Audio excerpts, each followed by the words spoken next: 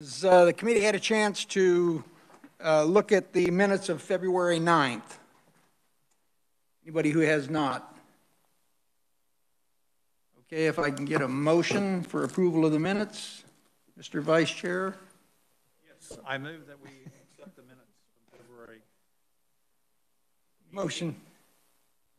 February 9th. 9th. Is there a second? Mr. Chair, I second the motion. It's been seconded by Representative Ruiz already. He's quicker than you are.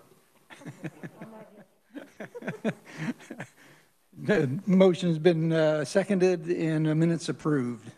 If we have a vote, all in favor of approving the minutes, say aye.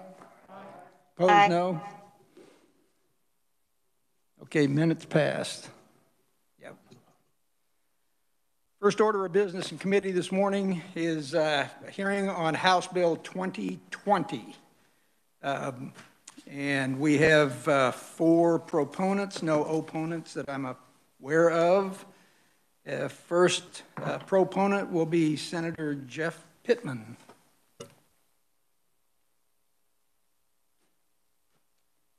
Welcome, Senator. Good to have you back in the House. Thank you. Thank you, Mr. Chair. I'll be honest, I missed this committee. I missed being here amongst my colleagues. I feel like this is a great committee in terms of its focus, and I really appreciate everybody's time they spend here on focus on our military and our veterans issues here in the state of Kansas. I'm here to support, as a proponent, HB 2020.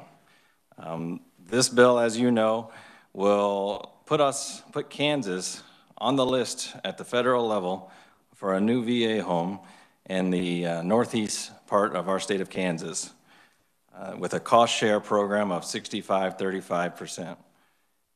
We worked this as a committee last session, you know, as we got through the middle of it, and it passed out of here, and there was a lot of support on this committee, as you can expect, and hopefully that will happen again expeditiously. And we know that last year COVID hit, and unfortunately it didn't move much further. But we need to move this. We need to move this forward. We need to move this and the companion bill, HB 2021, that actually provides the bonding authority that went through appropriations recently, and raise those up as a priority for our state, because the longer we wait, the longer it's going to take for this to happen. We know that once we get on this list, it's going to be some 3 to 5 years probably before we actually start even construction as a possibility. And we need to do this. When we go out, and we've had the Representative Croft yesterday mentioned in Senate bill, a mirror bill in the Senate that was introduced, 109 and 110. We had testimony yesterday in Fed and State with nearly 30 proponents there. And Representative Croft mentioned that when we did the meeting of something like 35 different veterans organizations, this was their top priority last year. We know that the heavy concentration of veterans is in Northeast Kansas, and we're very thankful we have the two homes that we already have in Winfield and Fort Dodge. We know that they provide a valuable service. But this long-term care health facility will be more efficient, will actually be in the locale of many of our veterans that need this service. And I'll remind us, you know, I don't need to remind this committee, but those listening at home, these are our sons and daughters that have basically stepped up and were willing to put their lives on the line for our state and our country and our way of life. And some of the veterans back home in my region, they say, you know, what's Kansas doing for our veterans? And this will help those veterans. This is the legislature stepping out and saying, we do care about those who are willing to make the sacrifice, those who might not have been able to be as successful in the civilian life as others, and they've come upon hard times, perhaps, you know, have mental issues with PTSD, found themselves in a situation where maybe they're homeless. And it's a tragedy to see those homeless veterans out there. This is a step in the right direction, and I fully support this, and I hope we can move this. It's a bipartisan issue. It's a bicameral issue. We can do this. So I appreciate your support. I appreciate this committee carrying the momentum in the House, and I hope we can make this happen this year. Thank you, Mr. Chair, and I'll stand for any questions. I do have to move off to another committee, so any questions would be good now, if there were any. Are there questions from the committee? Oh, you're getting off lucky. Thank you, Mr. Chair. Thank you. Okay, thank you, Senator. Appreciate you being here. Our next proponent is Representative Proctor.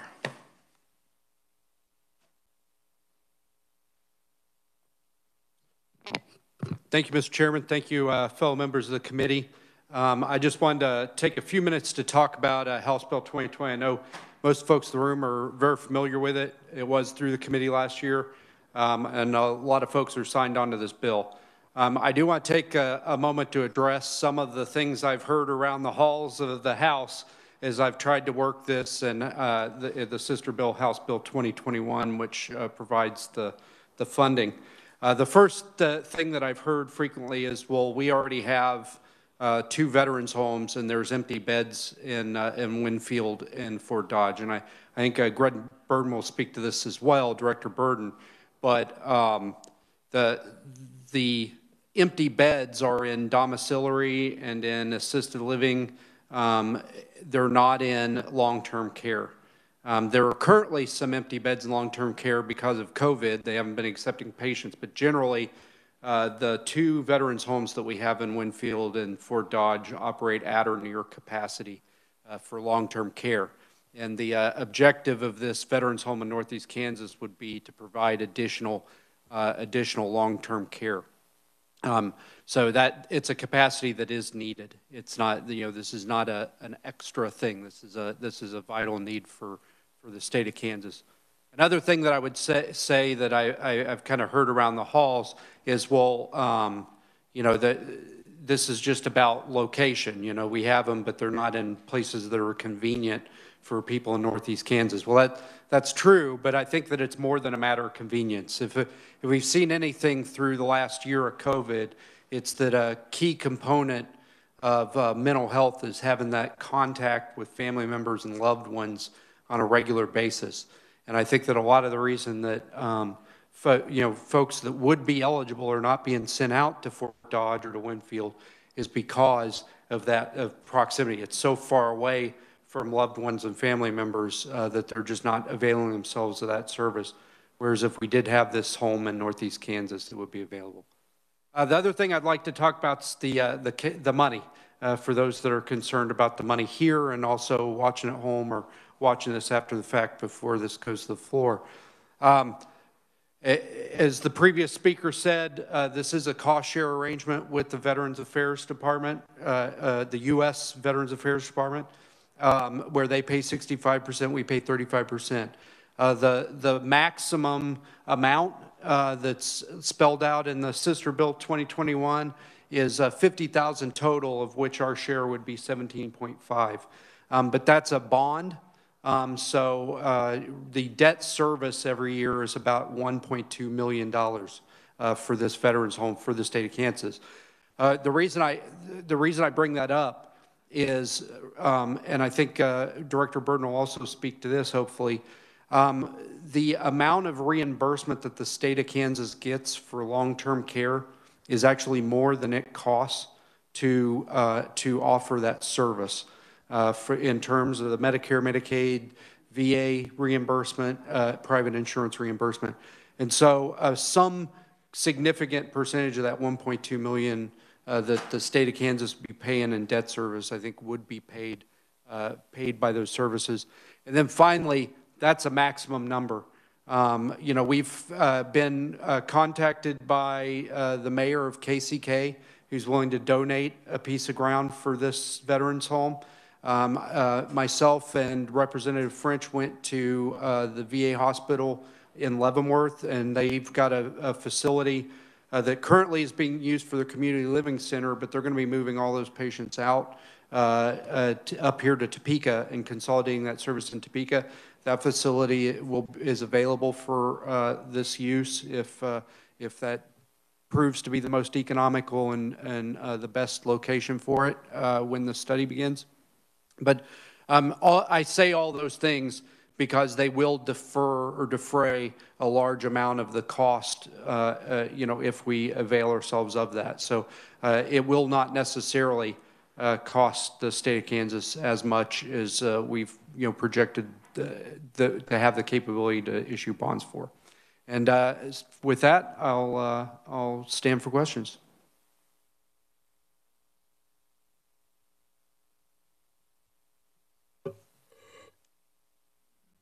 Thank you, Mr. Chairman. I should have asked Senator Pittman when he was here, what were the bills in the Senate that have been introduced that correspond to this? Do you know, sir? I don't have the exact numbers, but Senator Pittman has introduced similar bills in the Senate, but I don't know where they're at or if they're getting worked. So okay. I think we're much further along here in the House on these bills, and I think what'll probably happen is that they'll get handed. We will need to get it into the Senate also. We can get this out this year if we can. And I've spoken with Senator Thompson over in the Senate, and he's eager to carry these bills if we can. Great. And just one more corrections. I don't want to correct you, but you said the project was going to cost $50,000. It's $50 million, right? Just want to get that on the record. Thank you, Representative. Thank you, Mr. Chairman. Representative Ruiz.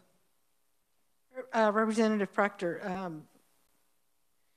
would it be preferable to start from ground up, with the land that maybe KCK is proposing versus going into and having to upgrade? Because I keep thinking about, I'm 65. I'm not a veteran, but I have neighbors who are and who would be ecstatic about being able to go into a nursing home, being sponsored by the VA. But they have every electronic equipment that you can think of. And so it just seems to me that going from, ground up, and being able to put in enough, for internet and into all the rooms and stuff, I think that would be great to be able to do that. I absolutely agree. There's benefits and drawbacks to either course of action. This bill is silent on exactly where or exactly how the veterans home will be constructed, whether building onto an existing building or starting from scratch. It just gives the location in terms of 5 counties in Northeast Kansas where it needs to be located. What this bill does is allow Director Burden to apply for the grant, which is really the first step. And then once he's done the grant, he'd have to conduct a study with his team on where's the best location to put it. But I just think that the need for this veterans home is so great. I'm not being picky about where we put it. We just got to get it started. Further questions from the committee? Representative Collins. Thank you, Mr. Chair. This might have been covered. If it was, I apologize for asking. I missed it. How big a facility is it going to be? How many beds? I think Director Burden's going to speak a little bit more to it, but there's a similar facility in one of the northern states, I think Minnesota, and it's about 70 beds of long-term care. But that it would really depend on a number of factors as to construction and where they decide to place it. Okay, thank you. And as far as the location goes, of course, I'd like to see something like this in my part of the state as well, but I'm still happy to see it go anywhere. I mean, it's needed anywhere in the state, really, because the amount of land area we have, just 2 facilities now, is not enough to cover everybody. Thank you. Representative Ellis. Thank you, Mr. Chairman. Do we have land over in Leavenworth, vacant land, on the VA? So there is a spot that they showed myself and Representative French that's completely undeveloped area inside the campus of the VA hospital, which they said they would gladly offer up in addition to that existing facility. But there's also a lot of other open spots in Leavenworth County or in the city of Leavenworth for that matter where it could go. It's right across from St. John's Hospital, and they have a 9-bed facility there, also a hospital. Yeah. Thank you, sir. Other questions from the committee?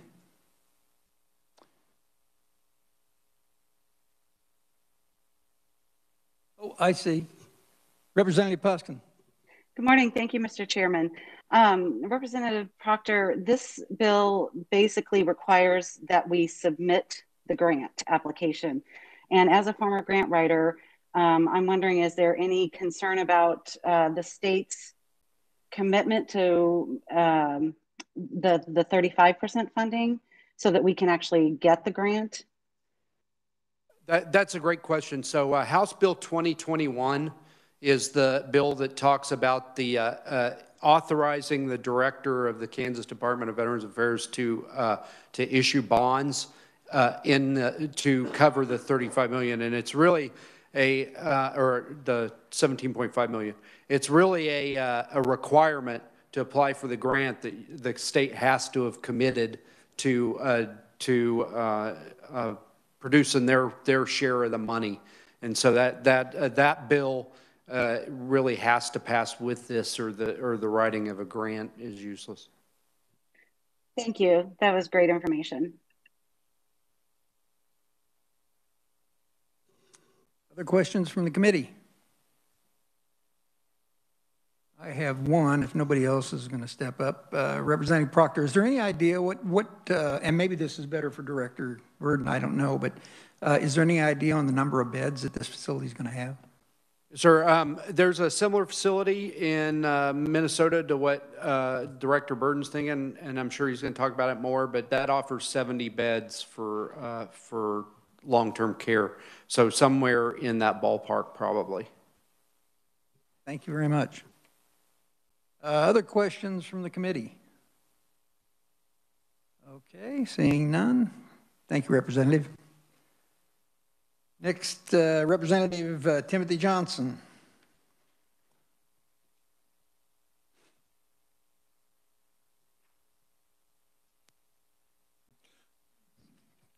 Thank you, Mr. Chair. And I'd like to thank the committee. I'm kind of a new person to this committee, and I was so thankful when I was able to get on here. And this is one of the bills that I knew about. I work quite extensively with VFWs in my area, area. And as I read through the bill, I just kept thinking of my dad. My dad passed away now about a year and a half ago. Military veteran. This is where my dad needed to be. They could have heard his war stories, all of the different things that Dad talked about from those days. It would have been a facility that would have benefited him. And clearly, there was nowhere to go for Dad. In a nursing home, which was fine. But then as I talked with others and people, I saw the personal issue. Now, at the Appropriations Committee, we heard from Steve Williams, who is with Point Man, Kansas. It's a ministry that faith-based that works with the VA, and he gave such good testimony on how this would work hand in hand with the VA and with groups like his, because now they're in a location, they can get in to see them, and especially those suffering from PTSD. As the father of 2 current soldiers who have done 4 tours each, I know those things exist, and that's what I see in this facility. I am so thankful that we have a director of our veterans in this state who has been so proactive, and I see so many good things. So my testimony is mostly written. It's there for anyone that wants to read. But now I'm speaking for Grandpa Jones. He's my stepson's grandfather, 88 years old, served in Korea, combat veteran, ribbons for, I believe it was Pork Chop Hill, came home, combat wounded. And now at 88, he is at home, and we're at a point where we need to find where he's going to go. I want to have that place for Grandpa Jones. I'll stand for questions. Questions from the committee? Seeing none, Thank you, Representative. That's an emotional presentation there. Other questions from the committee? Seeing none. Pursuant to the rule, if I can get a motion, we can work this bill now and get it out of here early. Oh, Greg, I'm sorry. Director Burden. Jumping ahead of myself here. Trying to get this done.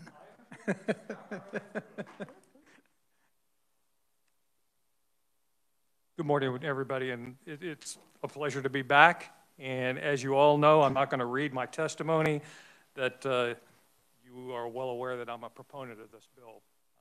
We could cover a lot of ground here and talk about a number of things. I'm just going to point out a couple of different things.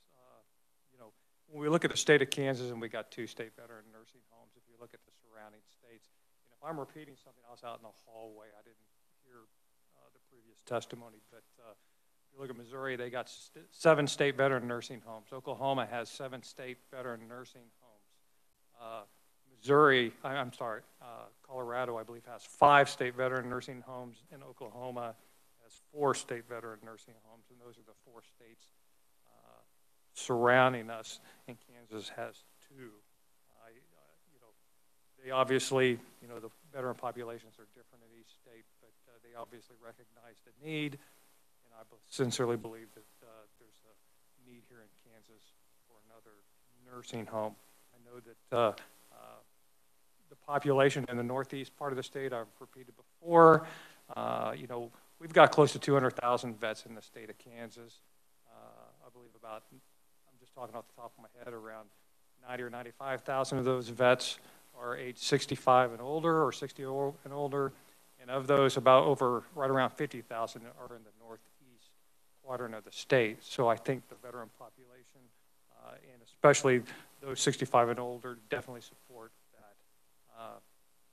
As I came in here, I heard a number of questions were asked about the size of the facility. Can't say for sure based upon the amount of money that we received, but a similar home was built in Minnesota, 72-bed facility. I believe it was right around $45 million, and I would expect something similar in size here. The hope would be wherever we built it and how we built it, they've gone to more of a modular type of facilities where, I don't want to say pods, but different areas. If we do this, I'm hoping we're smart about this. Whether it's a 54, 72-bed facility, whatever we can afford, it's built this way where it can be added on to.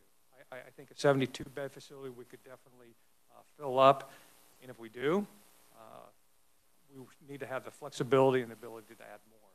And I think that wherever we build, we need to have that ability to flex to meet the demand that's out there. And I really think the demand's going to continue for a long period of time. When it comes to this, there's 4 parts to the process here in this pre-application.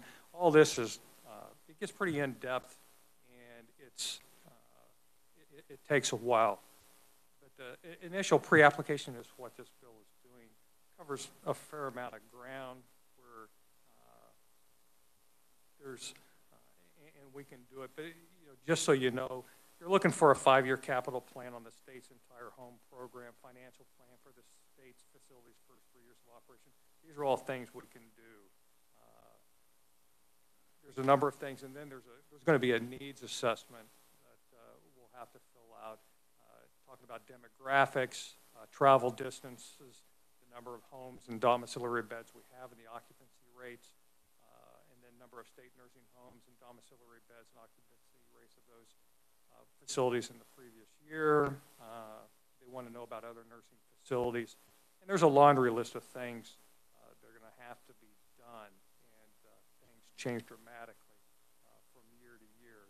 I know there's been a lot of talk about the occupancy rate of our facilities right now.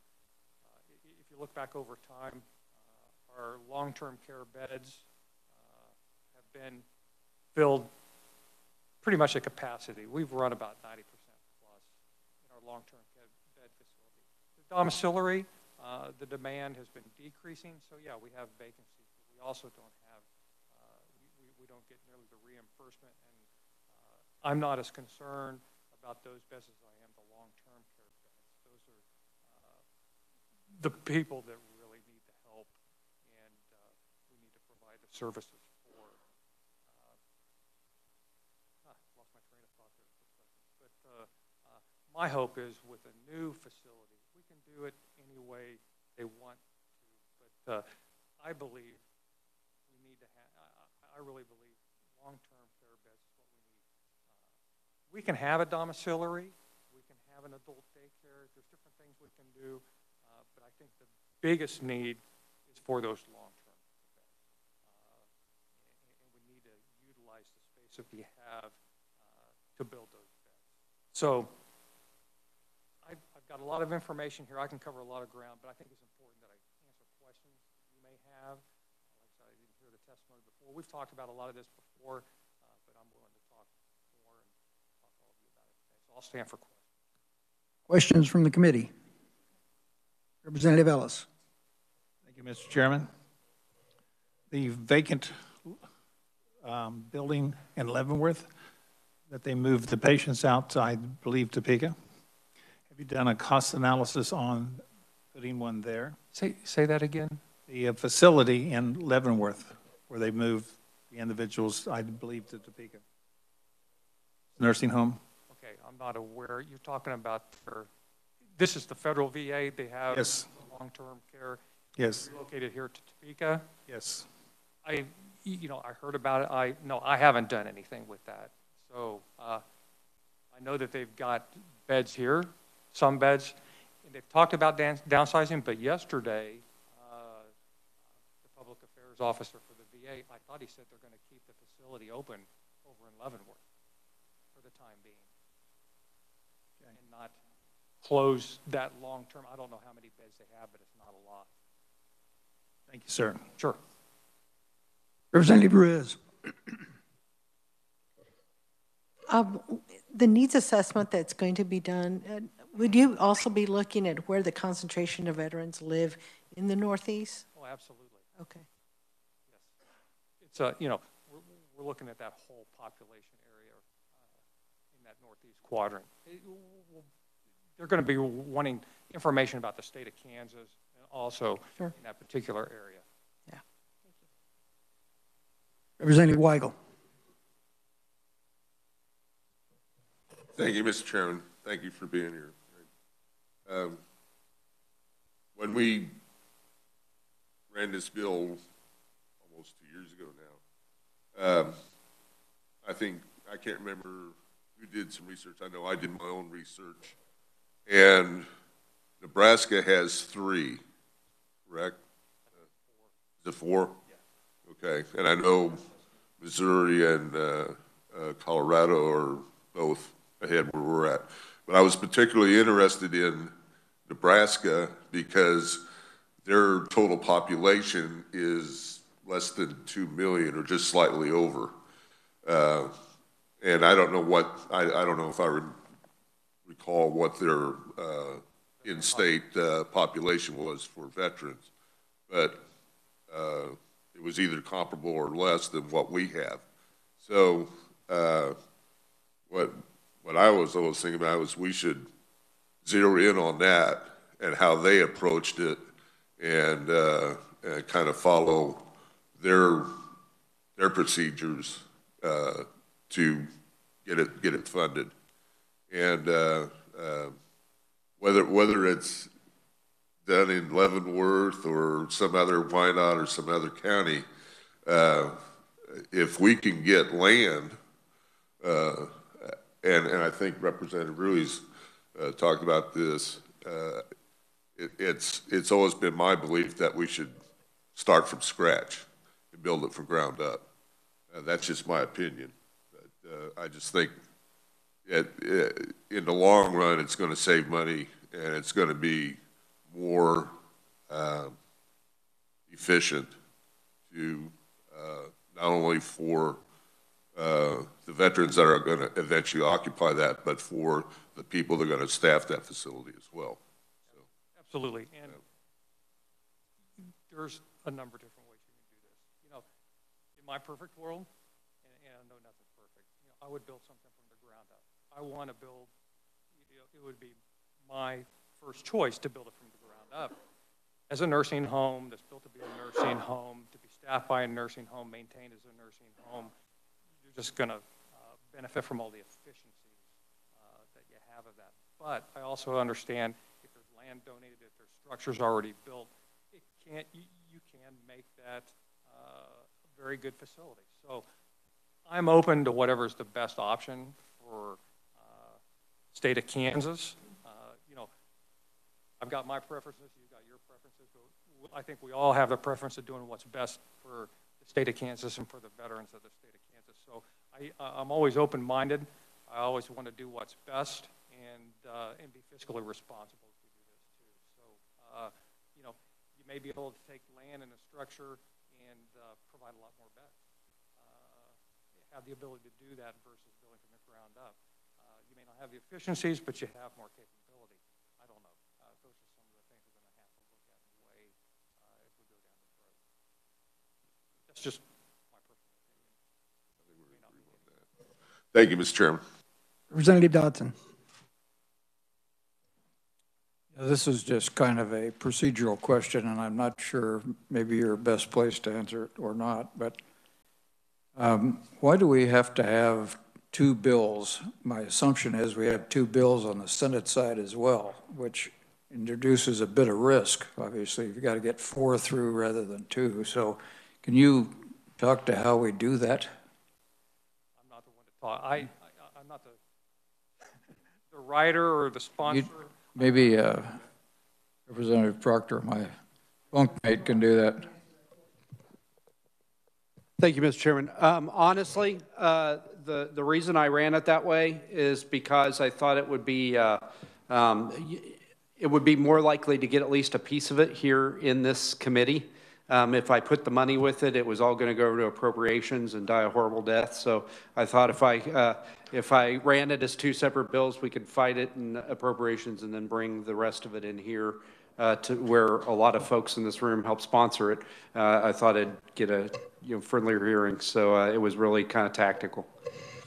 Thanks very much. Other questions for Director? Oh, Representative Poston. Thank you.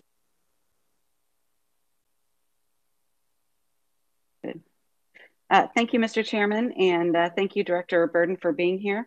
And this may be in the written testimony, but it was a little difficult to hear at the mic, so I wanted to confirm that Missouri has 7 facilities, Oklahoma has 4, Colorado has 5, and I've added that Nebraska has 4. Is that correct? Close. And I want to make sure. Missouri has 7. Oklahoma has 7.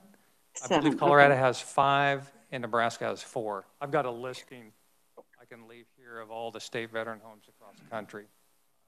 Okay, thank you. And then just a follow-up comment is good luck with the application, and please let the committee know what we can do to support that process as well. Thank you. Thank you. Other questions? Representative French. Thank you, Mr. Chairman. Thank you, Director, for being here.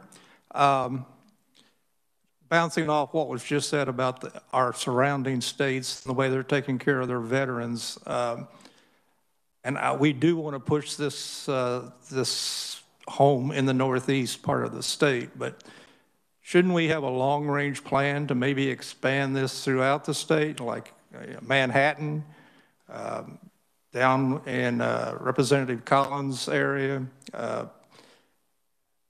I think that we can do more if we make this kind of a building block and just build it to more. We have as many veterans as any of those states around us, I'm sure. So I just think we need to be supporting our veterans as much as our neighboring states are doing. So is there a plan? Or can we develop a plan maybe that once we get this thing going and get it built, that we can then start looking at other areas that may need an additional home? Absolutely. Okay. I really wish, on the federal VA side, I have to commend them on the National Cemetery Administration side. They've done an outstanding job helping the states locate state veteran cemeteries. They have 75-mile concentric circles that go around them and around the national veteran cemeteries. And they've built a network where within 75 miles of any state or national cemetery, over like 93 or 94% of the continental United States, excluding Alaska and Hawaii, I think, they have, like I said, 93 or 94% of the population has a veteran cemetery within 75 miles of where they live. This plan, was consciously done, and I think it was, I think it's developed over time. They've done a great job. I really wish that they would do that with state veterans' homes out there. But yeah, we can do something like that, and it's just tough. We've already got, actually, with the Northeast, with 3 state veterans, kind of western and rural western Kansas, then in the Winfield area, not too far from Wichita, and then up in the northeast part of the state. But yes, we could probably use a 4th one at some point in time. But I also think we're going to have to see how,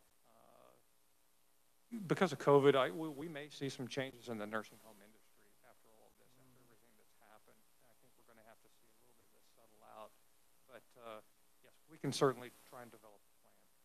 I just think we would get a lot more support for this particular effort if we let the rest of the legislature know that this is maybe just the first step into developing additional homes throughout the state, so that it's not just focused on one area, but that we're trying to take care of all of our veterans, not just the ones up in the Northeast.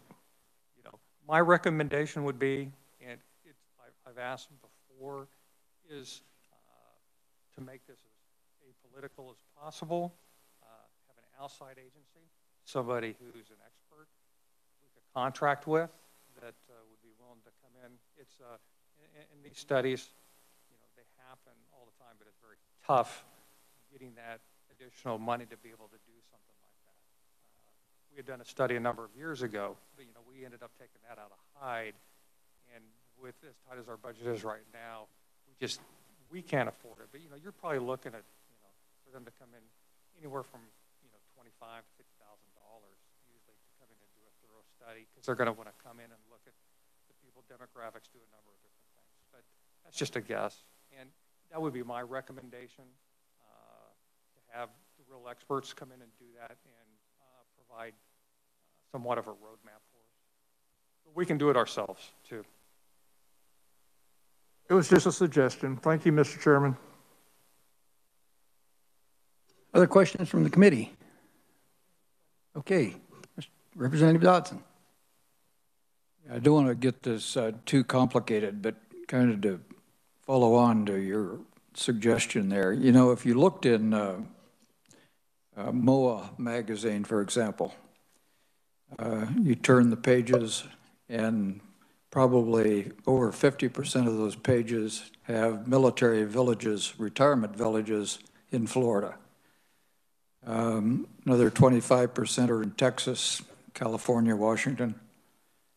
And something like that, we don't need to nest it together, but if you're looking for support, you're looking for expertise for people who have done these kinds of things before, people like the mayor of Kansas City, Kansas, for example, would see this as an opportunity to develop another area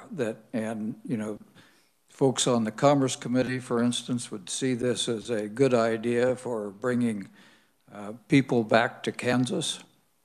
So things like that, I think, can help us. And if anybody thinks that's a good idea, I'm certainly willing to help on that side. I don't want to get it in front of this bill because this is a lot of hard work already, but maybe we can work something like that on the side.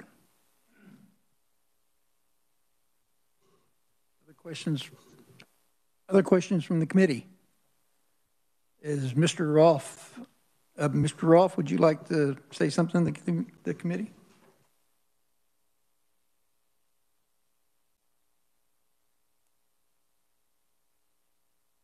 Morning, Mr. Chairman. Thanks for letting me show up today and give my personal testimony, which I've submitted. And good morning to the rest of the committee members, some familiar faces. I'm Colonel Retired Lynn Rolfe, and I'm from Leavenworth. Member of the VFW, the American Legion, the Disabled American Vets,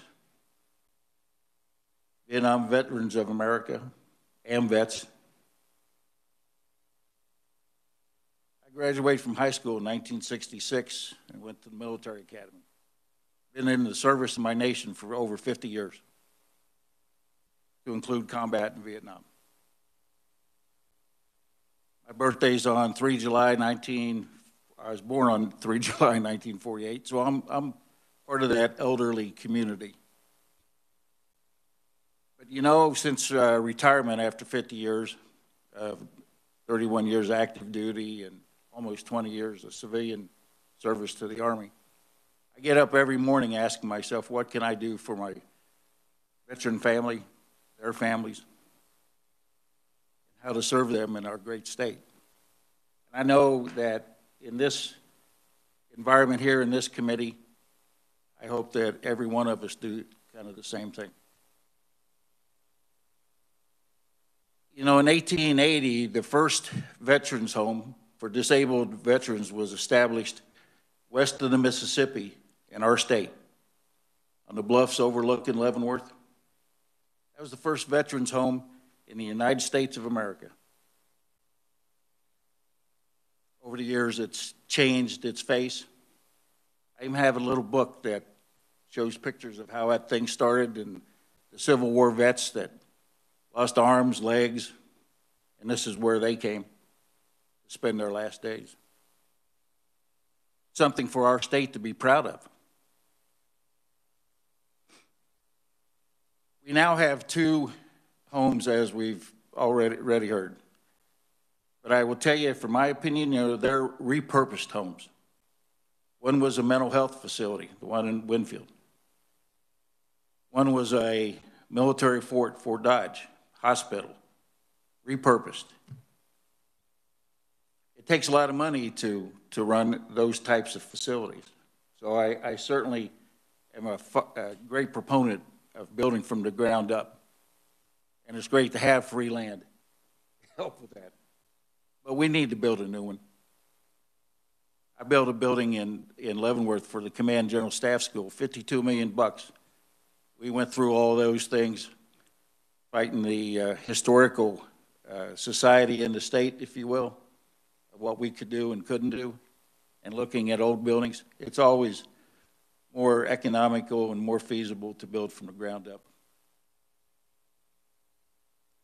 So for the last 10 years, I've been kind of fighting for this project. We've tried to stress the need from the VFW side and support for a need for a new facility.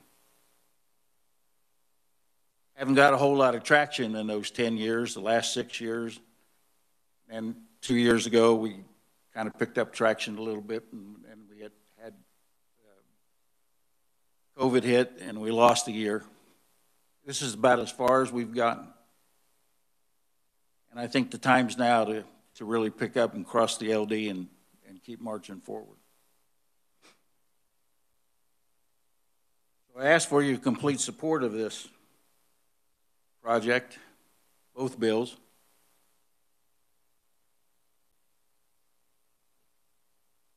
I've witnessed firsthand the impact of our 2 veterans homes. I try to visit them as much as I can.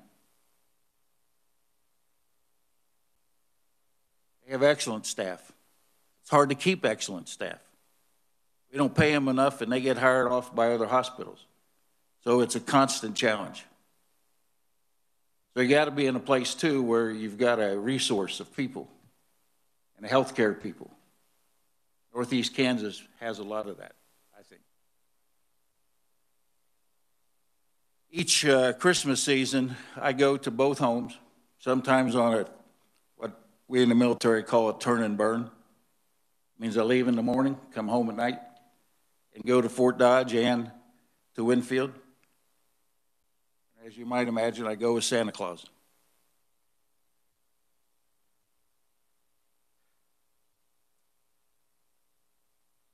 It's such an honor and a pleasure to show up in my red suit, even have some of these 95-year-old veterans sit on my lap if they can.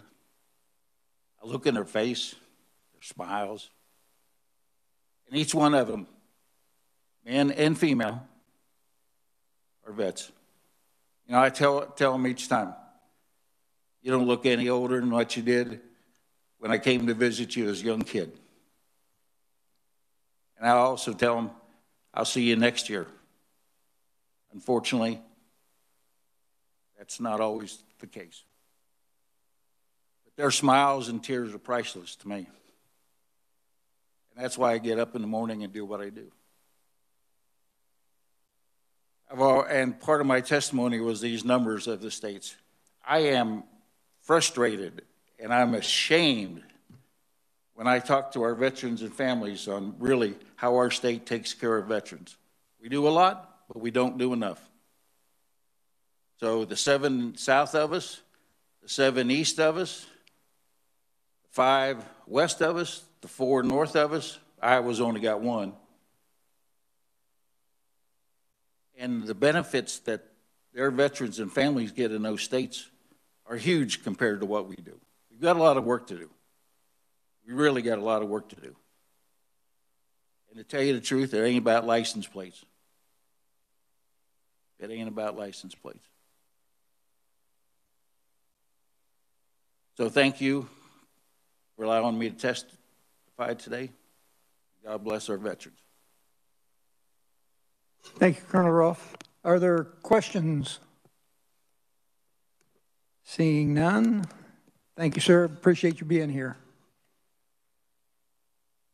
Committee, yes, Representative.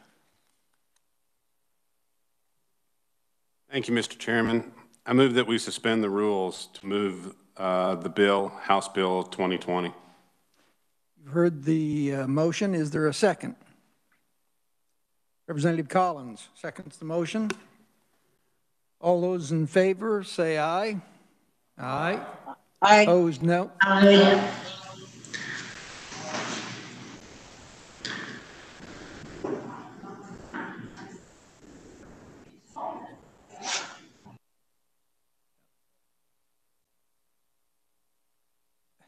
All opposed, no.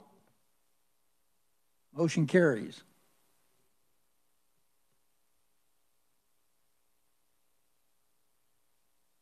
Yes. Representative Proctor. Thank you, Mr. Chair. I move House Bill 2020 favorable for passage. I've heard the motion. Is there a second? Representative Johnson. All those in favor say aye. Aye. Opposed, no. Opposed, no. Motion carries. Committee, are there other issues? Or yes, Representative Weigel.